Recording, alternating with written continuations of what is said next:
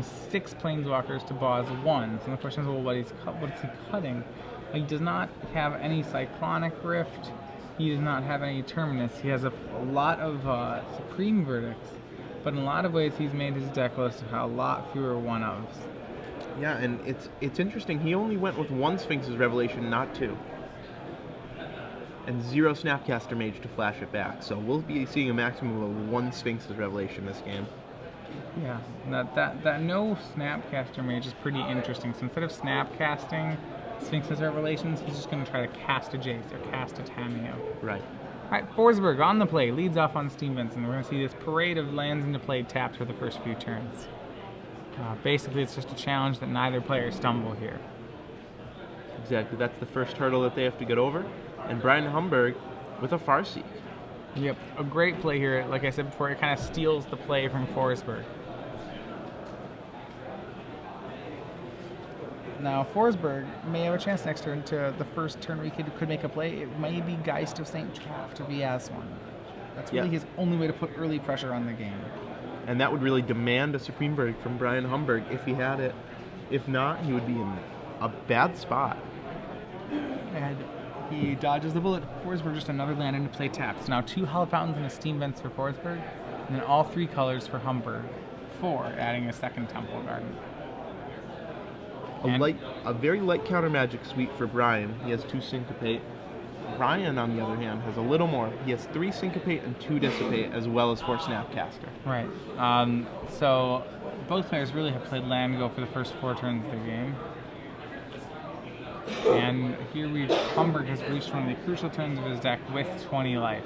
The biggest thing about a tempo deck is that if you start playing it poorly and not thinking out ahead of time, you're liable to get all your creatures bounced or tapped and then get lethal. So he has to watch out for that. Thundermaw Hellkite for Ryan Forsberg. No counterspell for it. He's going to take Humburg down to 15 life. Yeah, and Ryan Forsberg, even if this Hellkite gets killed here, it did its job. It dealt 5. It traded with a spell. He's happy about it. And it looks like we'll see Oblivion Ring plus Centaur Healer here. It's a potential line from Ryan Humburg. Alright, so Oblivion Ring will come on to Thundermaw Hellkite and Centaur Healer. Alright, so and second Thundermaw Hellkite from Forsberg will put Humburg to 13. Forsberg not leaving up mana for counterspells, just going to go the tap-out plan. That is a little dicey, but it seems working pretty well for him right now. He's got Humburg down to 13.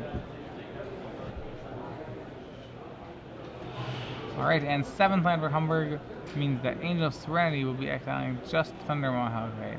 Yeah, and that's not the use that Bryan Humburg wanted to put that to, but when facing down a 5/5 flyer from a burn deck, you got to do what you got to do, and he had to stop that card the only way he could. Right, so okay, Detention Sphere on the Angel will put Thundermaw Hellkite back into Forsberg's hand. Yep, not quite an Oblivion Ring. It doesn't go into play. Right, that would be, if it were to be an Oblivion Ring, that would be insane here. You have haste be able to attack again. Both players kind of rearranging them.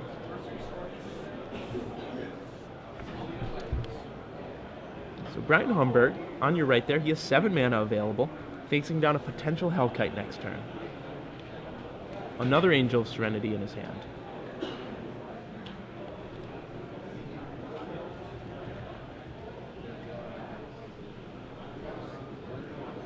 So it looks like Jace will come down for Bryan. Ryan Forsberg won't be able to syncopate this, not enough mana.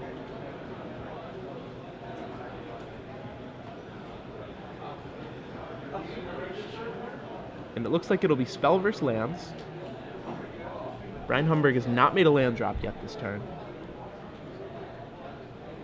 I think he might take the lands here. No? Okay, he takes the syncopate. He wants the answer to the Hellkite. Yeah, he has plenty of lands. It doesn't look like he has a Sphinx's Revelation at this point, so the land is of kind of marginal value.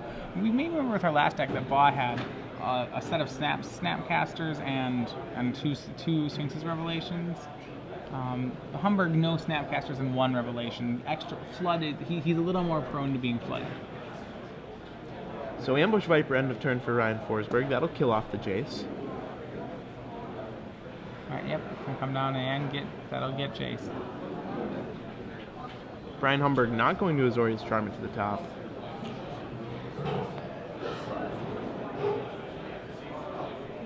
Post-combat, it looks like we might see a Searing Spear on healer. Yeah, he really doesn't want to get encountered or Restoration Angel, which would be why he makes the play main phase here. Right. Ryan Forsberg playing around Syncopate very well, not running that Hellkite into it. Another land from Humburg. Actuals 14 and 13. 13 a little low for the Dank control deck. Yeah, especially with the full set of Snapcasters and the 3 Searing Spears. Ryan Forsberg has a surprising amount of reach in his deck. Yep, alright. Humburg will cast Artsy. Just getting a land. And there's the Hollow Fountain. You saw that Sphinx's Revelation still in the deck. He would love to draw that. Yeah. Catch Ryan Forsberg tapped out at some point. Yeah, and I think the fact that he does not have as many Sphinx's Revelations and he doesn't have the Snapcasters really puts this matchup more in Forsberg's favor than the top 4 match. As you kind of see, like in the last matchup, you knew that this part of the game, this was danger for Ryan Forsberg. It doesn't feel nearly as dangerous right now. No, exactly. Those Planeswalkers in Bryan Humburg's hand and deck, they're dealt with so easily via these flash creatures and syncopates. Right. All right, and he's going to draw a card. So Humburg drops to 11, draws a card off Azorius Charm. And he's taking his turn now. No plays from Forsberg. Forsberg with a full grip of counterspells. He has double syncopate. Yeah, he's very happy to make Bryan Humburg blink first in this case. Not going to let him get another card. Pass turn. So end step, Forsberg is going to try just simply play another Snapcaster for value, cycling it, or not cycling it, no, going to Searing Spear. That actually puts Humburg at 8. That gets him a full turn. And while Forsberg's tapped out, he's going to go for a Restoration Angel. So maybe that was a little hasty on the 3 damage to the face. Yeah, still though, the longer this game goes on, the more likely that Ryan Forsberg is to draw another burn spell. And this forces Bryan's hand with the Restoration Angel too. So all in all, not Ryan Forsberg's ideal outcome, but not too bad. Right, and we'll see an unsummon on Restoration Angel and swing by both Snapcaster Mages. Tempting for Humburg, it's too suspicious, but Humburg probably will have to recast it regardless. Yeah, what else can he do here except run into a potential Syncopate? They're going to get spells anyway. Says 4 cards. Yes. Right, and there she is. That'll get Essence Scattered by Ryan Forsberg.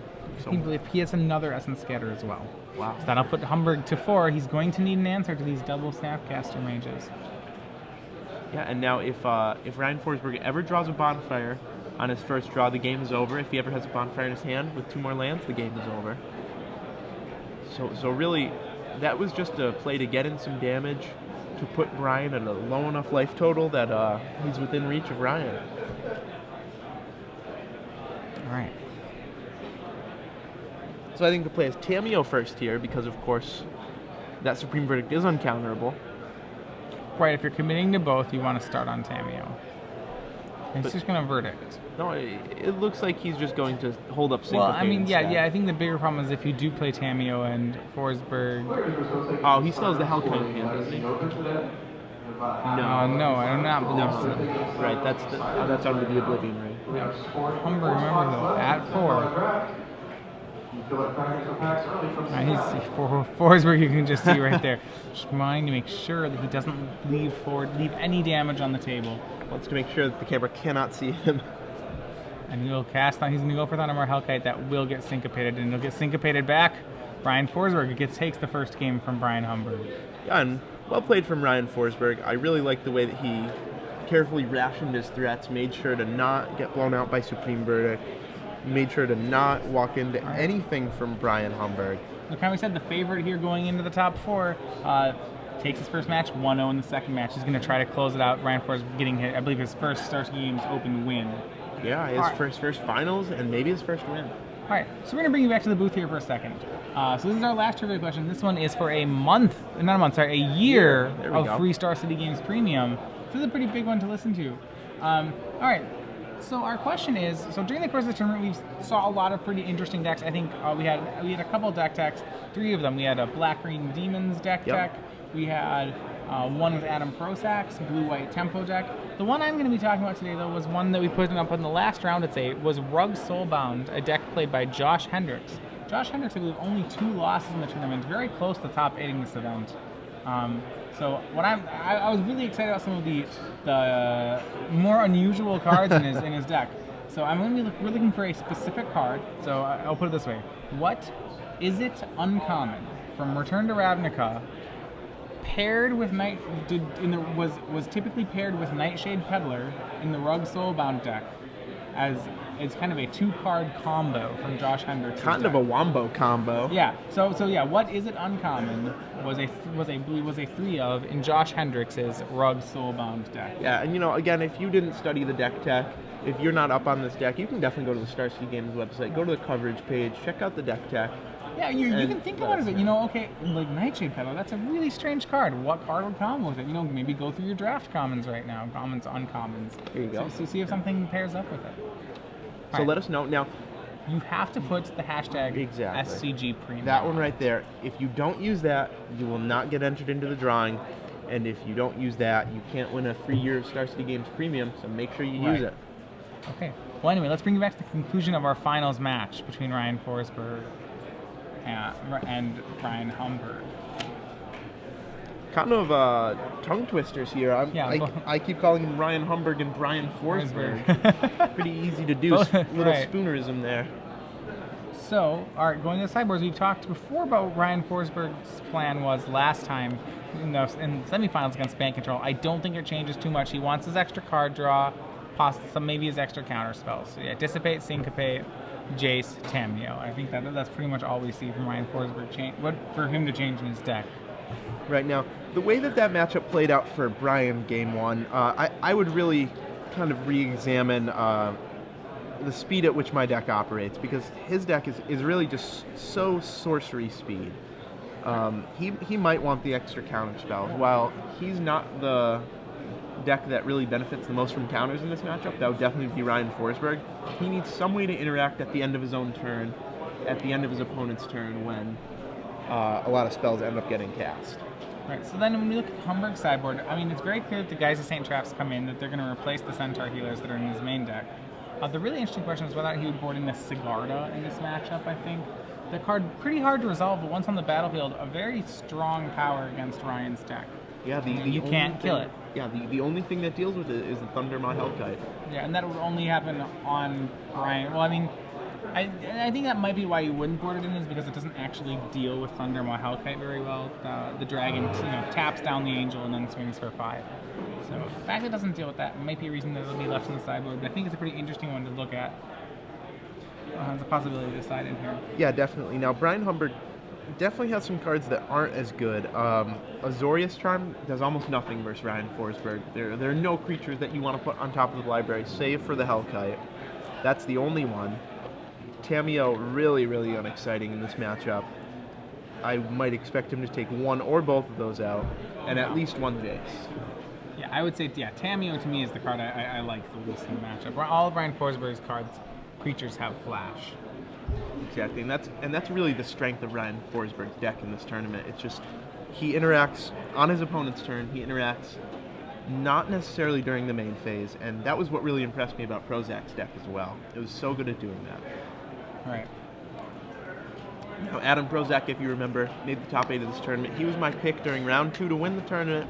He came close, he made the top 8, but he couldn't get it done. Really just fell victim to a little bit of mana screw in his quarterfinal match. Right. Ryan Forsberg, though, flying the blue-white flag, even though he's playing a little red, he'll try and take it down for the Hollowed Fountains. And Bryan Humburg, to be fair, plays Hollowed Fountains as well. That's true. That's true too. Bryan Humburg, less of a Hollowed Fountain deck than Ryan Forsberg's is. All right. Would you agree with that, or is that? I'm not sure. I'm not sure what that means. You said less of a Hollowed Fountain deck. I feel like Ryan Forsberg's deck is a more typical blue-white deck than Bryan Humburg's deck is. Bryan Humburg's deck is like a blue-green deck. Sure, yeah. Bryan Humburg's deck definitely feels more like a green deck. Yeah. It's ramping. Forsberg's not ramping. I like to kind of call it like a counter-punching deck a little bit. I would say I'm barely correct. Yeah. Counter-punching, what is it? It's like a sports term more. In boxing. Someone, who is not trying to hit you hard, and so he's trying to block your punch and then punch you back over and over. Yeah, that's definitely a good term for the deck then. Yeah. All You know, he it's wants like, to do is it's supposed to be syncopate, like, untap Geist. syncopate for 1, untap dragon. And you'd be like, whoa, whoa, what happened? This is going so well. So, all right. Centaur Healer's still in the deck for Bryan Humburg.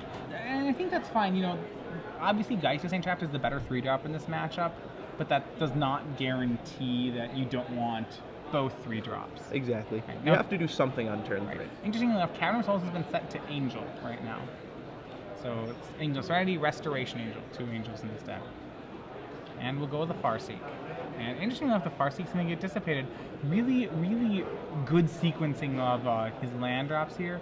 By doing that, okay, he actually doesn't have another land drop. Okay, apologies. Sometimes it's very interesting if you make that play as Bryan Humburg did. You can bait a counter spell. Say if you're land flooded and have that Farseek, that's oftentimes a ruse play where you'll be like, oh, Farseek. And they kind of, and you go, okay, 4th land. Exactly. 4th land, another Farseek. On the second Farseek, you're like, I'm just kidding, I didn't want the first. So Jace is gonna. All right. So anyway, play moving very quickly. Jace down for Ryan Forsberg. It weakens. Humburg swings Jace back down to 5, drops a second Centaur Healer, and Supreme Verdict from Forsberg is huge here. Wow. Humburg stuck on 3 lands. Jace now in play is going to mini Factor Fiction into Azorius Charm, Thundermaw, Hellkite, and Steam Vents. Humburg does not want the Hellkite, but I don't think he's going to keep Forsberg from. He is going to keep Forsberg from taking it. Okay, Forsberg does not keep the dragon. He takes the pair of lands. Yeah, you know, both players playing pretty fast right now. Ryan Forsberg feels the victory within his grasp. Bryan Humburg just doesn't have many options. Well, I'm surprised he didn't take the dragon because Humburg does not have blue mana yet. Yeah, it doesn't seem like Azorius Charm is really going to do a heck of a lot. All he can do is Farseek again. Yeah, here we go. Farseek from Bryan Humburg. Trying to get back in the game, get enough mana to make relevant plays. Yep, there's the Hallowed Fountain. It'll go into play tap for Bryan Humburg. Yep. Now, Jace is an interesting planeswalker. You kind of have this thing where you expect 4 mana Jaces to just be like, oh, well, you activated it 4 times, the game's over. Not true with this one. This next activation is really just a wind-up for another mini Factor Fiction. Exactly, and even that will kill the Jace. Right. Yeah, the plus ability, actually, interestingly enough, Jace may be a little weak in the meta right now. The plus ability doesn't really do anything. Right, when the Lingering Souls comes back, Jace will be a lot better. Yeah, now, another Jace of his own is drawn by Bryan Humburg. He does not have double blue. His mana still being a huge issue. He's going to pass the turn. He has no plays. End of turn cycling by Ryan Forsberg draws him into a Slayer's Stronghold, it looks like. And that'll be pretty good in conjunction with any creature. Yeah, that card's been so good for him all day, all tournament, and you know, I think it's going to be good again here. It's just going to make things very hard for Bryan Humburg. Jace mini Factor Fictions into Searing Spear, Syncopate, and Azorius Charm. I'm still puzzled as to why the dragon wasn't taken by Ryan Forsberg. I think he's trying to bury his opponent, but the more turns he gives him, you know, the moment Bryan gets to 6 lands, his hand's no longer bad. Exactly. I mean, there's always that fear when you're against a land-screwed opponent that you know if the moment he draws out of it, just like the floodgates are going to open. He's going to have, you know, play after play after play. And you're like, I want to beat him before that happens. Exactly. I mean, you used all your spells trying to kill him quickly. He still has a full grip of spells. Right. So here's 4 mana, another Jace. Wow. And Jace will probably weak stone here. Bryan Humburg representing Restoration Angel. Yeah. Humburg has a Syncopate, but that doesn't do anything here. He has just enough mana to play around the Syncopate. Right. I mean, interesting enough, an ultimated Jace could were he to start ticking it up. Remember that ultimated Jace, the best cast it could have out of Humburg's deck would be Angel of Serenity. Yeah, I don't think we've seen an ultimate Jace all weekend. No, I don't believe we have. Alright, Restoration Angel, uncounterable and on end step for Bryan Humburg. Geist of St. Traft drawn for Bryan Humburg, so. Right, Jace puts down to 3, because remember the Angel is weakened. And yeah, Bryan Humburg can either sit on his 2 counterspells or tap out for Geist. And neither option really that appealing, because if he taps out for Geist, he's asking to get Verdict, and if he doesn't, and if he taps out, and if he leaves a counter up, we know that all Forsberg has after post board is 2 Verdicts. Right. And one's already been cast. So, I mean, it might be something you could be willing to play into. Alright, mini Factor Fictions to get Geist of St. Traft into Forsberg's hand. And we may see Geist get Slayer's Strongholded. Yeah, that'd take a big chunk out of Bryan Humburg, right. Drop him 8 life points, drop him to 14, or rather to 18. Forsberg can make that play and still have enough mana left to Essence Scatter. It means he will lose his Jace. That's probably fine. Geist Saint Draft now on the stack, deciding whether it's going to resolve. Yeah, if I'm Bryan Humburg here, I think I either syncopate it or dissipate it. Syncopate might be all right to get Ryan Forsberg to tap out. I mean, that means you're just burning off your syncopate as a life gain spell. You can't dissipate because you don't have double blue. So it's kind of interesting. He has these two counter spells. None of them are particularly good here. I don't really want to play a gain 8 with syncopate, but I think it's what he's going to have to do. Yeah, there it is. And tap out. Make him tap 3 more lands. All right. And that'll draw the syncopate back. Interesting. Forsberg really wants to push damage. That may have been a little aggressive. I think I would have just paid it. Yeah, I don't know. I mean, it's definitely the difference between a 4-turn clock and a 3-turn clock, and Ryan Forsberg really just trying to push that damage. Yeah, the big thing is now Humburg's going to be able to stabilize pretty good here. He's going to be able to attack Jace and then Legend Rule the Geist. Right. Ryan Forsberg doesn't know Bryan has a Geist. He figures Bryan would have played that card. Well, I just feel like if you hold up Essence Scatter, this Geist Saint Draft is so good. Yeah, I definitely see that. Now all of a sudden the board has no creatures for Ryan Forsberg as soon as Bryan plays this Geist. Humburg gets to choose between Geist Saint Draft now and Sigarda, Host of Herons. He did board in the Sigarda. I think I Thrag Tusk. Oh wow, okay, now it's a decision. I think it's between Geist and Thrag Tusk here. I agree. Because the Angel always uncounterable with that Cavern. I think it's Thrag Tusk. And Humburg's going to agree. What's going on here? I don't know. They might be having a rules question, life total dispute, something like that. We'll find out for you. Magic players, if you sign up for $10 draft number 1, you report to the side of the stage. $10 draft number 1, inside of the stage. We'll see here. Yep. Yeah, I definitely think it's Thrag Tusk. Thinking about it a little more, you have to hold the ground. You have to have a guaranteed blocker against that Geist. Yeah, there appears to be a little bit of a dispute. A little bit of questioning going on here, so we'll let you know what's going on the board. Alright, yeah, Thrag Tusk into play for Bryan Humburg. Humburg up to 23. And yeah, and it's just, this is why I think I really want the Essence Scatter if I was Forsberg. Yeah. The more I think about it, Thrag Tusk is just a huge problem. Now all of a sudden he has this grip full of counter spells. And like unsummons. Yeah. Like, Thrag Tusk. It's not what he wants to be doing. Yep, looking like he has a Snapcaster Mage. Now Geist of Saint Draft can effectively trade with that Thrag Tusk with the help of Slayer Stronghold. And then Unsummon can take care of the token. Alright, so, yep. And that's what's happening. Searing Spear, followed by Unsummon, I think. Followed by another Searing Spear. One or the other. It's interesting. I think I like Unsummon here. Maybe a little more than Searing Spear. The Searing Spear doesn't deal with the Restoration Angel, but Searing Spear can go to the face. Unsummon, and then, alright, Geist Saint Draft going to attack. It does not have Vigilance. Oh, he's going to Slayer Stronghold the Geist Saint Draft and attack for 8. Humburg back down to 15. Yeah. And this time, Forsberg has left up the Essence Scatter. Right now, it won't matter if Bryan Humburg decides to tap out for Sigarda, Host of Herons, because that'll be uncounterable due to the Cavern on Angel. But if he tries to cast the Legend Ruling Geist of Saint Draft, it won't work. Alright.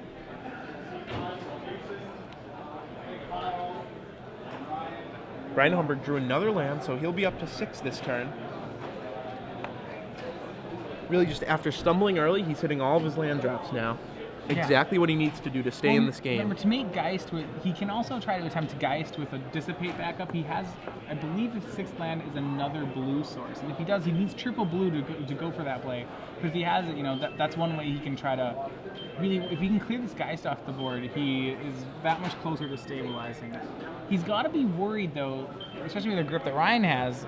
I think the reason he might not make the play is that we worried about simply just him playing another Geist and hasting it. Exactly. The haste on Slayer Stronghold is just really, really scary, especially in conjunction with an 8-power 3-drop. An effectively 8-power 3-drop. Yeah, we've already seen Slayer Stronghold win a full match for Ryan Forsberg in the semis, and it's really looking like it might do it again. Yeah. And another opponent, second of the tournament, walks into the Cavern. No, and unfortunately, he's going to have to use the spell anyway. Yep. So Ryan Forsberg makes a little gaffe there, forgot that the Cavern was on Angel.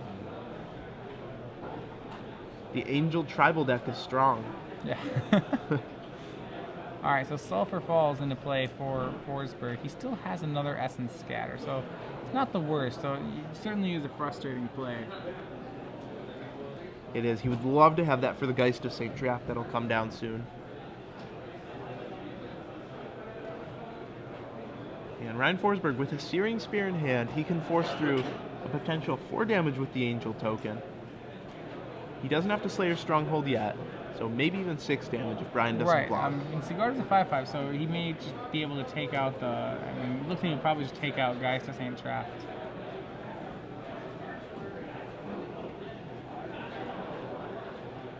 Yeah, and it looks like that's the block he's lining up.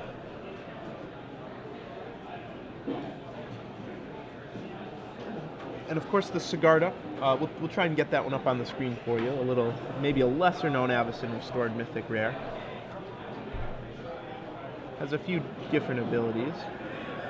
And not often played in Standard. Yeah, Snapcaster is going to come down for Supreme Verdict post-combat. So really, it's one of his few ways to get, so he's just suiciding it for the damage. It's one of the few ways he can deal with Sigarda. Right. So 6th land for Humburg.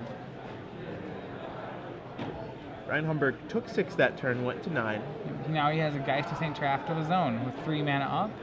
So he'll pass the turn. So just has to worry about large hasters coming from Ryan Forsberg. Forsberg has drawn another Geist of St. Draft that will Legend Rule the first one. Unless it gets dissipated here, and that'll be dissipated back. Redissipate, yep. So Legend Rule, each creature goes to the graveyard. Alright, we'll pass back the turn. I like that Forsberg leaving up the Slayer Stronghold mana, though he has no creatures. Just in case. Humburg, though, drawing Thragtusk. Ryan Forsberg, he was way ahead in the early game, but he just drew so many lands that Bryan Humburg can catch up now. Well, I mean, so what Forsberg has to hope is bank on is the fact that Humburg is still at 9. 9 for a Bantech, that's extraordinarily low. Wow, now to 7. If he's going to shock himself because he doesn't want this Thragtusk to get syncopated. Down to 7, up to 12. Now, is that, I believe if we have another, I don't know if we have another Dissipate. Yeah, but I don't believe there was a way to keep up the correct mana to do it. Ryan Forsberg draws another land. He'll check his sideboard, wants to make sure he didn't side out all his spells. Right. So 1 Searing Spear in his hand. Right, and Hallowed Fountain into play tapped. Forsberg, you can tell kind of by the body language on that he's showing there that he doesn't really, he may have let this game slip away. Not that happy with the spot he's in right now. No, I mean, the thing is that that's really coming back to that Essence Scatter that was lost in the Sigarda. That was the Essence Scatter that was for the Thragtusk. And once again, he's going to try to dissipate. Yeah, he tries to dissipate an Angel spell, and that's just got to be the worst. Yeah, just run into the cavern and then run into the cavern, and all of a sudden your opponent goes from 0 power on the board to 11 and back up to 17. And back to 17. Really a game that's gotten from Forsberg again, and he knows it. All right. The good news for him is he gets another shot at it. At least worry to that's the kind of game you don't want to leave the tournament on. If that was game 3, you walk away and you just want to go throw up after doing that. He probably wouldn't even play Legacy. He'd be like, I'm driving home. I'm not playing the Legacy. I'm not giving you guys a ride home. Have fun. Right. I'm out. So the good news is Ryan declared I have no outs and scooped. So all right. The good news, he gets another shot at it. So once this matchup, despite the fact that Ryan Forsberg is on the correct side of it, is a matchup that can go either way. So Humburg going to try to, kind of 2 big stories here is Ryan Forsberg looks to redeem himself in game 3, become the destroyer of Bant in the top 8, win his first Open on this is his 3rd top 8. The first time he's moved out of the top 8. It's his 3rd top 8 at the start of the Open. First time he's moved out of the top 8, trying to get his first trophy. Humburg, on the other hand, the only undefeated player in the tournament. Still hasn't lost a match.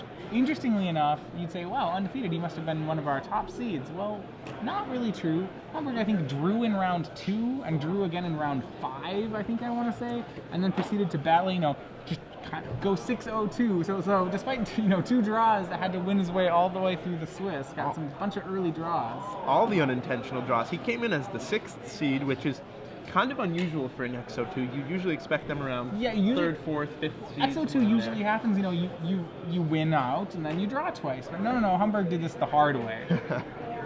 The way where he did not have a match to give. Right, so yeah, our last undefeated player. So yeah, Humburg trying to take his Bant deck all the way, not, have the perfect tournament. And then, yeah, Forsberg going for his first title, going to Game 3 here in our finals. Yep, now Ryan Forsberg will have to play for Game 3, which is very important, especially when it comes to Geist of St. Traft. If no Geists are involved, it's less important, but if someone can stick a Geist because they're on the play, in this case it would be Ryan Forsberg, he's going to have a huge leg up, just like we saw against Jacob Bell. So there you see the players. They're pretty friendly. They're chatting. Doesn't seem like they're letting the pressure get to them too much. Yeah, and I don't know how much pressure is on this match. I know I think Ryan Forsberg. I think the players did not prize split at all. So this is, I think, a pretty big match here. Yeah, it is. That $1,000 game of Magic. All comes down to one game. And I always love that when you get to these ends of these premier level tournaments, there's something you realize, like, man, am I playing a $1,000 game of Magic? And it's like, oh gosh. The stakes only go up as you move on. You don't ever want to think about that while you're playing. No. You just want to think, I'm playing Magic. I love this game. I play it all the time. And then maybe afterward, then you have to what I was just looking at the prize structure, and I'll check myself and be like, I was playing for that much, huh? Oh, okay, that's terrifying. That's like a couple paychecks. Just a few. Just hope you don't have to. I was gonna say just hope you don't have to play in the finals of a Pro Tour then, but I think you'll take that. Yeah, I think the most I've had on one game between winning and losing is I had one where it was the difference was 5,000. It was just like that's that's a full student loan. I was like, So, did you win the match? I did end up winning the match. And you gave it all to charity. That's nice. Yeah, I know. Well, just kind of a great guy. Well, I mean, I call it giving to charity when you're flying to these GPs. You're flying to these GPs. Don't worry about it. Yeah. Oh God, we all give I wish back. that was more of a joke. Yeah. So there you see Ruben Bresler in the background on the right, Steven Zwanger in the background on the left. Okay. Head coverage, head judge. This is the last match of the tournament. This is the last game of the tournament. Yeah, and one of the more experienced judges in the room, I know, for those of you who didn't know, back at the Pro Tour, you used to typically, table judging was a very common practice. So, which is kind of what he's doing here. It's interesting, the role's a little different. The players are now responsible for maintaining the game state. It used to be that players were not responsible for the rules at all, and in high-profile matches, the table judge was actually the one, it was more like, so you know how in basketball, okay, for anyone who follows sports, in basketball, basically what players will do is they'll be regressively more and more physical until the referee finally calls a foul, and like, okay, that's the limit. I can push you this hard, but I can't push you that hard.